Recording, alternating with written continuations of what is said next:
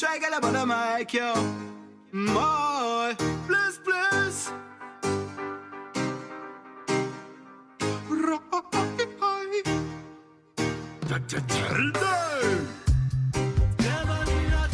Yes, hi my people, bienvenue. Aujourd'hui, nous avons l'occasion et le plaisir d'interviewer Given, fondateur et créateur de Juicy Empire. Bonjour Given. Bonjour. Comment ça va? Bien, bien, merci. C'est un réel plaisir pour moi de t'interviewer. Ça fait longtemps que j'avais envie de te cuisiner. Ça tombe bien. J'espère que tu as plein de choses à nous raconter. Et beaucoup de choses à raconter. Parfait. Est-ce que tu veux bien déjà en premier lieu te présenter et par la suite nous raconter un petit peu ton enfance en Haïti parce que tu viens d'Haïti, s'il te plaît. Alors, je suis né à Béladé en 1979. J'ai grandi à Port-au-Prince. Donc, j'ai un enfant peu banal. Donc, c'était l'école, l'église et la musique. D'accord, donc tu es un petit enfant de Dieu. Tu faisais un peu de chorale et tout? Non, je ne vais pas jusque-là. Bon. Mais tous les dimanches à la messe, obligatoire. D'accord. Et ta passion pour la musique alors, d'où vient-elle? Moi, je suis né et grandi dans le reggae, mais en sachant que À Haïti, hein? à Haïti. D'accord. Donc, vers les années 90, ma première passion, c'était le rap. D'accord. C'était le rap, donc avec des amis d'enfance, on a commencé à essayer de chanter et danser très jeune. Oui, parce que alors, si tu es né en 79, tu m'as dit les années 90, donc tu devais avoir à peu près 11 ans, donc tu étais vraiment très jeune. Donc est-ce que c'était juste le début de ta future passion ou tu tâtonnais encore un petit peu à cet âge-là, où tu étais déjà arrêté sur la suite? Alors, à Mahotier 77, Mahotier c'est d'où je venais en Haïti. D'accord. Soit vous êtes footballeur, basketteur ou rappeur.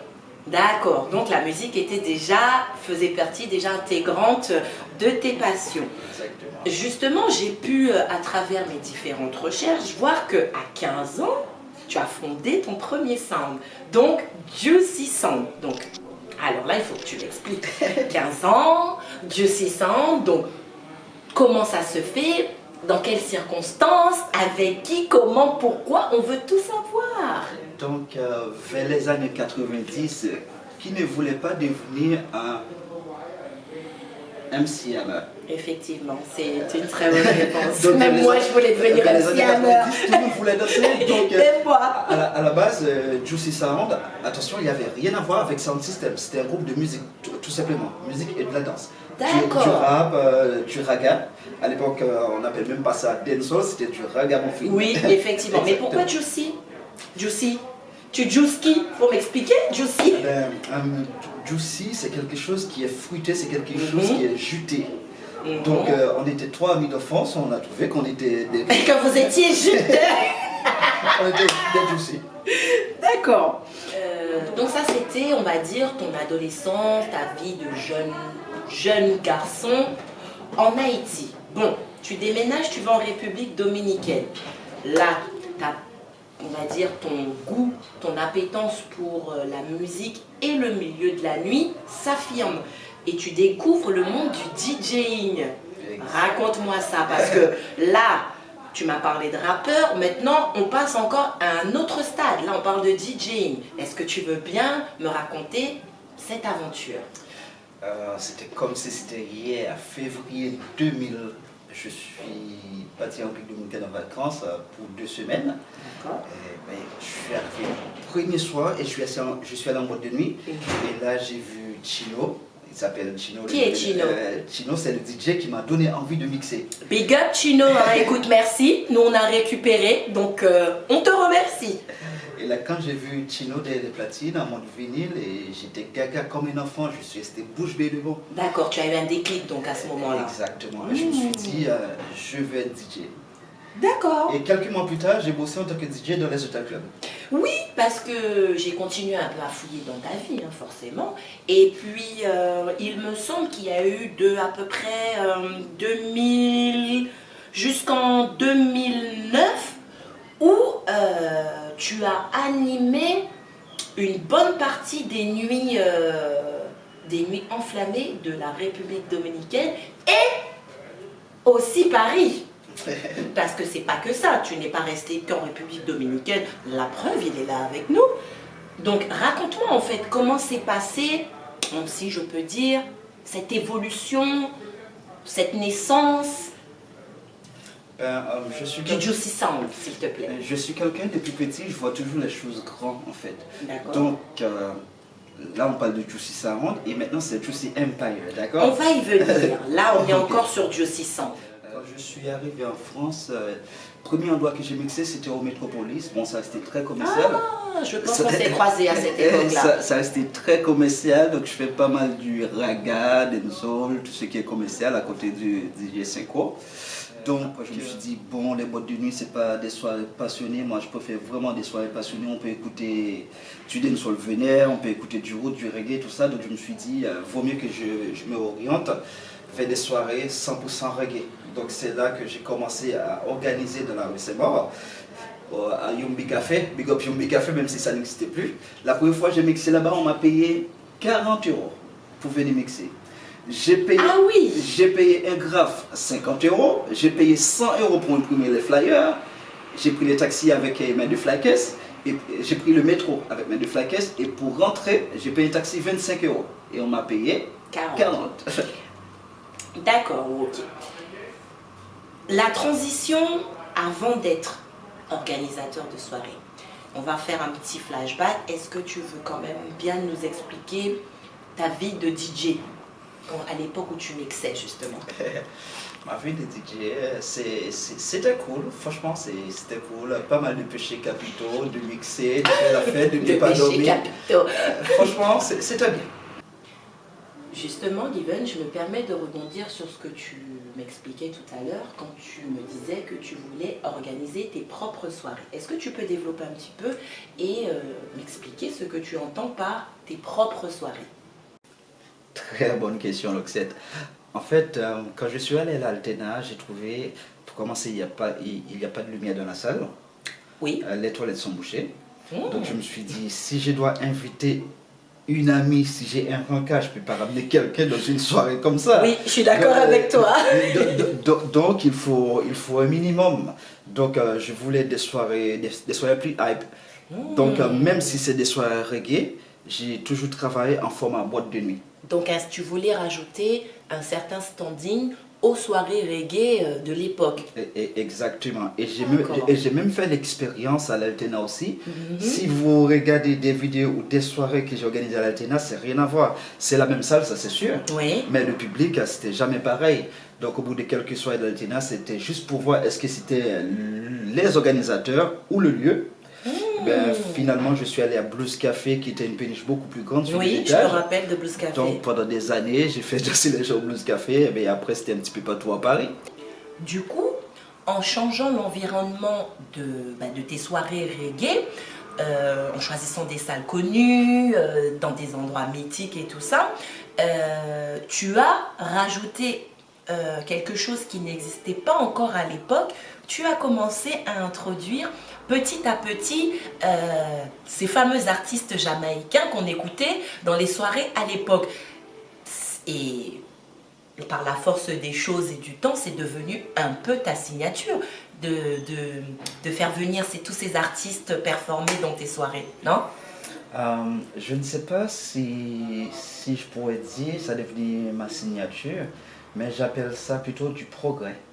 Entre nous, j'insiste. Pourquoi je te dis que c'était un peu ta marque de fabrique, c'était ta signature, puisque à l'époque, il n'y a pas grand monde, voire personne ne faisait ça.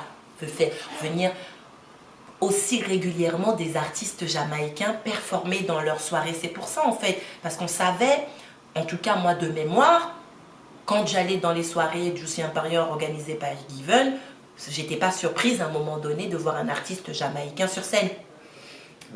La Jamaïque et Juicy Empire, c'est une grande histoire d'amour, même si j'ai jamais été en Jamaïque. Tu vas me raconter tout ça alors. Dites-vous que je suis haïtien, j'ai jamais écouté du compas. Je suis né et grandi dans le reggae. Et il y a certains artistes, pour moi, c'est comme Michael Jackson, Anthony B, pour moi, c'est mon Michael Jackson à moi. Aujourd'hui, je peux appeler Anthony B, on peut discuter pendant 2-3 heures, il peut me donner des conseils. Pareil, Perfect Guidimani, c'est pareil, ces gens-là, c'est des gens, ça fait des et des années que j'écoute les chansons. Donc sur cet album, tous les artistes, c'est les artistes que j'aime bien. Soit c'est des artistes que j'aime bien, soit c'est des artistes que j'ai déjà collaboré. Donc Given, tu m'expliquais justement que le fait d'avoir organisé des soirées t'a permis d'être en contact avec beaucoup d'artistes jamaïcains, dont certains étaient, si j'ai bien compris, des foundations, notamment un exemple comme Anthony B, comme tu aimes le dire, c'était ton Michael Jackson ou Perfect Guidimani, effectivement. Avant de parler d'eux, moi je veux qu'on revienne sur les soirées, encore. Tu organises des soirées, tu augmentes, on va dire, le niveau de la clientèle des soirées reggae, mais pas que. Parce qu'en faisant performer des artistes jamaïcains à Paris, tu es devenu comme une passerelle entre la France et la Jamaïque. Tu es devenu comme un promoteur d'artistes jamaïcains sur Paris. Ça encore, c'est une nouvelle casquette. Donc, nous avons eu le sound, nous avons eu le DJ man, Selecta, nous avons l'organisateur événementiel qui maintenant, en plus de cette veste-là, rajoute sa casquette de promoteur. T'as oublié le Christophe. Ça vient, tu vas trop vite. Donc, est-ce que tu veux bien nous expliquer comment se fait le fil conducteur de tout ça? Même si je vois à peu près, mais des soirées où tu fais de la promotion d'artistes. Eh bien, je suis hyper actif. Ah, c'est ça. Je suis hyper actif et il faut toujours viser plus large. Parce que si au bout de 5-6 ans, vous faites des soirées, il faut qu'il y ait l'évolution en fait. Donc tous les jours, on ne peut pas faire une soirée jamaïcaine, la nuit du reggae dancehall, dancehall queen. Donc il faut du changement, il faut l'évolution. D'accord. Ok, très bien. Justement, de cette évolution, tu as, on va dire, un répertoire d'artistes jamaïcains quand même plutôt rempli.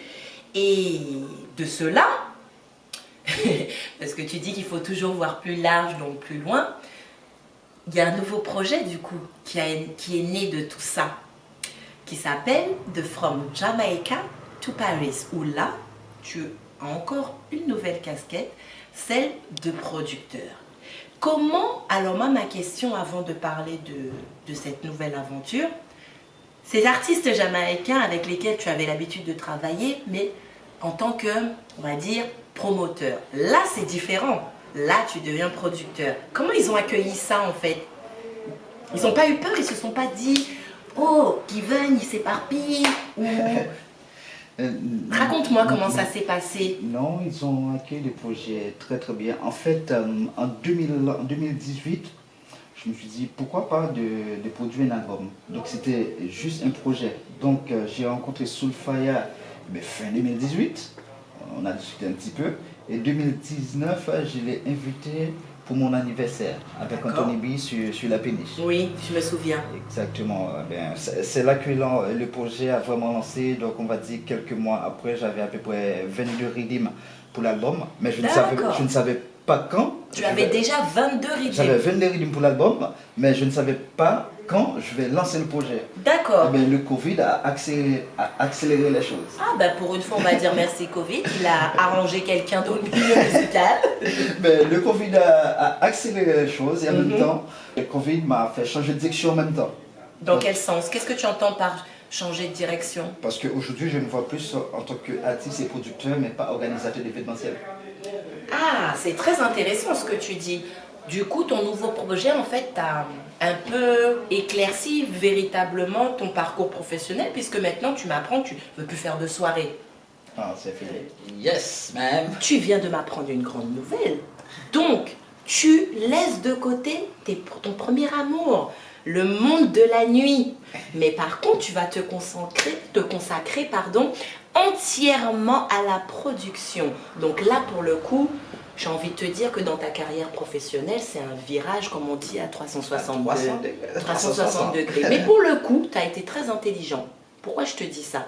Parce que tu as déjà un répertoire d'artistes, la preuve, From Jamaica to Paris. Je pense que tu n'as pas dû trop galérer pour avoir des artistes pour ta première production. Et je voudrais justement que tu m'en dises un peu plus, parce que c'est ton premier bébé, c'est ton premier projet. Je veux que parce que tu me dis qu'en 2018, tu y as pensé, sauf que tu ne savais pas encore quand. Ben, raconte-moi la naissance de From Jamaica to Paris. Alors, From Jamaica to Paris, c'est allé très vite. Donc, on est confiné mars, avril, mai. Je faisais rien, je suis resté à la maison, fait des lives Facebook tous les jours et cuisiner avec du NSI. Je fais une petite émission, Coucou fait NSI. Et ben, en juin, là j'ai pété les plombs. Comme je suis hyperactif, je n'ai rien à faire, j'ai pété les plombs. Et là j'ai pris mon téléphone, j'ai appelé Anthony B. Et tu lui as dit, allons faire un album. Exactement. Et il t'a dit, ok brother, no problem, I'm in. Exactement, j'ai appelé Anthony B. Non, sérieusement, il a vraiment réagi comme ça. J'ai appelé Anthony B, yo bro, you know in this moment I can't organize parties, so I decided to promote an album from Jamaica to Paris, right? So I'm gonna promote 6 Jamaican and 6 artists in one album. And he told me, this is a good idea, bro, I'm in. Mais bien sûr que c'est une bonne idée, puisque déjà tu les faisais venir from Jamaica to Paris for partying, and now tu les fais venir from Jamaica to Paris for singing. Exactement. Donc pour le coup, j'ai envie de te dire, dans ton processus de production, là c'est un sans faute. Je voudrais savoir autre chose. Il y a des artistes bien particuliers sur ton album. Bon, pour 2 d'entre eux, j'ai compris que tu les affectionnais particulièrement, raison pour laquelle ils se trouvent dessus. Pourquoi avoir choisi ces artistes jamaïcains-là? Quand vous regardez From Jamaica to Paris, pour commencer, c'est très commercial. J'ai pas honte de le dire que je fais un album commercial.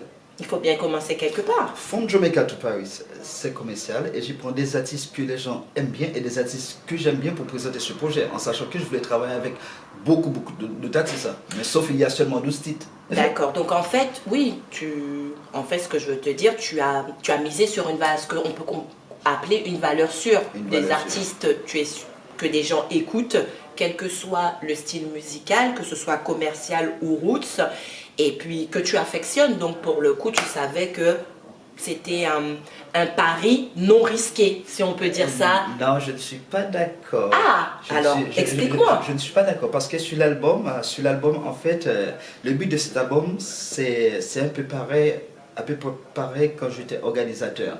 Donc il y a certaines soirées, je peux avoir sous stéréo et à côté j'ai Selecta Dilo. Je ne sais pas si vous comprenez ce que je voulais dire. Il y a des gens qui sont connus, il y a des gens qui sont moins connus sur l'album. Mais tous ceux qui sont sur ton album, ils sont tous connus. Non, pas forcément. Je ne vais pas citer, mais il y a des gens qui sont connus. Moi, je les connais tous. Oui, je vois ce que tu veux dire entre plus connus, moins connus. Là, c'est un débat, c'est chaud, les gars. Parce que là, je veux avoir le dernier mot, et lui aussi. Ils sont tous connus. Après, effectivement, il y en a peut-être 2-3 à un niveau différent, mais ils sont tous connus. Donc, je veux la réponse. Pourquoi eux plutôt que d'autres? Eh bien, ok, je vais prendre un exemple très simple. Il lâche le morceau. Je vais prendre un exemple très simple. Souvent, les gens me posent la question, pourquoi Give? Oui, j'aimerais savoir pourquoi, même si effectivement c'est un artiste que j'affectionne beaucoup, il chante merveilleusement bien, il a une musicalité en lui incroyable.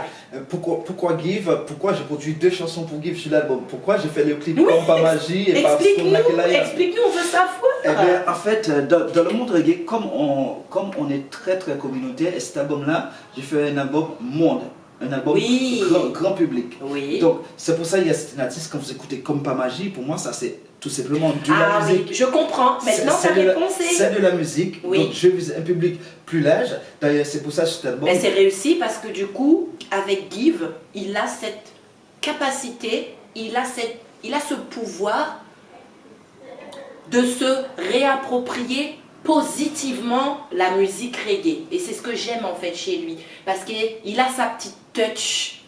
Il a... Oui, je comprends. Exactement. Je comprends. Donc cet album j'ai beaucoup travaillé sur ce projet. Et j'ai fait beaucoup de sacrifices parce que je voulais ramener From Jamaica to Paris à un autre niveau. Moi, je ne vais pas te mentir, ça fait des années que le reggae, ça ne vend plus. Ça fait des années. Et pourtant, tout le monde écoute du reggae. Mais si on reste en petite communauté, on n'est pas ouvert, eh bien, c'est Oui. mort. Donc, From Jamaica to Paris, il y a 2 attachés presse sur l'album. Donc, il y a Impact Musical et il y a Do It. Do It qui est plus vaste, qui est plus musique monde. Moi, j'aimerais savoir un album qui a 2 attachés de presse. Tu m'expliques? C'est de la magie, justement. Le pourquoi, j'aimerais comprendre le pourquoi du comment. Eh bien, comme vous savez, le monde reggae est très petit et ça s'ouvre pas. Donc, la promotion de reggae, ça reste chez les reggae. Donc, c'est pour ça un clip hip-hop, c'est plus facile. Un clip hip-hop va avoir 150, 200 000 vues en une semaine. Un clip reggae, n'importe quel artiste, Sizzla ou Capleton, au bout d'un mois, ça a 30, 40 000 vues. Et d'après mes analyses, le reggae, il n'y a pas assez de public. Si vous voulez un album marche internationalement et commercial, il faut travailler avec un attaché de presse plus large. Ah, donc si je comprends bien, tu as 2 attachés de presse, disons un pour le travail principal, on va dire communauté reggae, tu me dis si je suis bien, et avec Do It, il y a une portée plus large parce qu'il touche peut-être un public beaucoup plus grand. Exactement. D'accord, donc du coup ça t'ouvre une distribution aussi beaucoup plus large. Beaucoup plus large. Par exemple, avec un attaché de presse reggae, jamais je vais passer sur BFM par exemple, même si j'aime pas oui, BFM. effectivement. Même si j'aime pas BFM, mais si on veut avancer. Oui, là donc clairement ton album là il est ouvert au monde. Exactement. Ok, très bien. Alors, si je résume bien tout ce que j'ai appris de toi, Monsieur Given.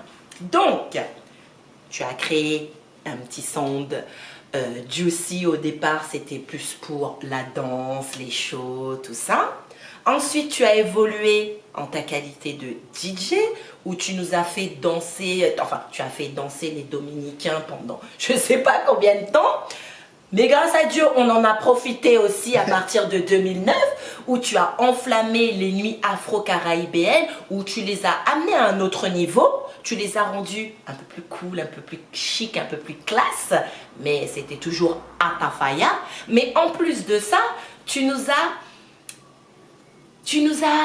fait la surprise et tu nous as ambiancé avec les artistes jamaïcains, chose qui se faisait occasionnellement avant. Donc, de DJ, tu es devenu organisateur de soirées événementielles. De soirées événementielles, tu es passé producteur, promoteur, puisque du coup, tu faisais un peu le lien avec tous ces artistes jamaïcains qui performaient à Paris. Et de là, tu t'es dit, bon, j'en ai marre. Maintenant, je me consacre vraiment à ma nouvelle passion, la production. Donc, Juicy Empire chante, Juicy Empire mix, Juicy Empire produit, Juicy Empire fait de la promotion d'artistes. Bon, à l'occasion, il cuisine, les filles, si ça vous intéresse. Hein? Et j'ai édité aussi. Ben voilà. Donc là, la nouvelle corde à ton arc, c'est l'édition. Tu veux bien nous en dire un petit peu plus? Je suis déjà producteur, pourquoi pas éditeur? Oui. Pourquoi pas de dépenser, je ne sais pas, 15, 20, 30 000 euros de faire ma promotion tout seul. Là, en avril, je vais sortir mon premier morceau Afrobeat. D'accord? Parce que je produis des artistes hip-hop. Oui, maintenant tu es producteur, tu peux produire qui tu veux. J'ai produit un artiste hip-hop. Le but, c'est de chercher à signer mes artistes chez Sony ou Def Jam. D'accord. Donc, on va dire, premier artiste avec qui mon association a travaillé, Chili, il a signé pour 100 000 euros chez Sony. Bon, eh bien, écoute, moi, tout ce que j'espère, c'est que ce sera le minimum qu'on te proposera pour ton premier projet, qu'on est ravis d'avoir accueilli. Merci. Et ben, je te souhaite une belle continuation musicale pour Juicy Empire Record. Et j'espère quand même que tu nous organiseras une petite soirée histoire de se rappeler les bons moments. Ben, très bientôt, il va y avoir une petite soirée privée. Quand je dis privée, très privée. Les soirées dansantes est fini, mais les concerts, ça va continuer. Parce que si je fais un album, c'est pour organiser des tournées. Bien sûr, puisque tu as déjà l'expérience d'organisateur, donc il ne faudrait pas se priver. Exactement. Mais en tout cas, je te remercie beaucoup, Given, de m'avoir accordé un peu de ton temps. J'espère que ton public te connaît un peu mieux et qu'il sait tout ce que tu peux faire maintenant. Les artistes, n'hésitez pas à contacter Given pour de la production ou de l'édition. C'est son nouveau cheval de bataille. Et puis, merci beaucoup. On te souhaite vraiment, vraiment beaucoup de courage pour la suite, une bonne continuation. Et c'était vraiment un réel plaisir pour moi, Loxette, de t'interviewer aujourd'hui. Et je te dis à très bientôt. Yes, I, mon frère. Yes, I. Et Bless. bonne continuation. Si tu veux dire un dernier mot à ton public. Bon, le public, stay home, be safe, and listen from Jamaica to Paris. When I'm saying since 2009, I'm hot. Now I'm more than hot. Yeah, man. Bon, ben en gros, les gars, pour ceux qui ne comprennent pas l'anglais, il est prêt pour 2022. Et vous, vous l'êtes? Allez, yes, I, my people. Je vous le dis toujours, Loxette, elle est toujours son plan. Reste à l'affût. Yes, I.